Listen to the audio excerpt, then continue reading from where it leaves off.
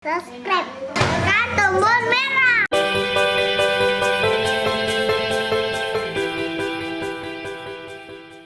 Halo teman-teman, jadi sekarang kita berada di tempat pembuatan kapal di Kabupaten Bulukumba.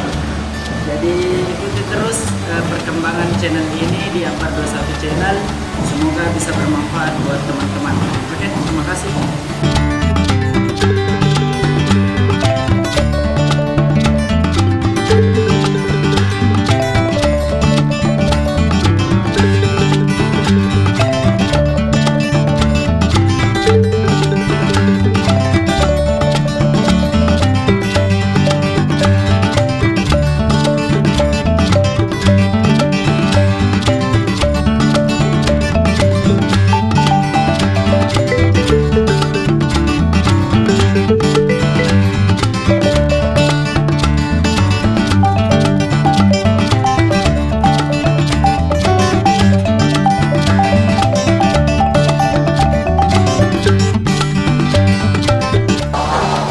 Oke teman-teman, jadi sekarang saya sudah berada di atas kapal Phinisi yang dibuat, dan sementara proses pengerjaan, dan seperti inilah suasananya. Yang saya salutkan adalah kayu yang digunakan. Saya tidak habis pikir berapa anggaran atau biaya dana yang harus dikeluarkan oleh orang yang merequest atau ingin membuat kapal Phinisi tersebut. Oke, mantap teman-teman.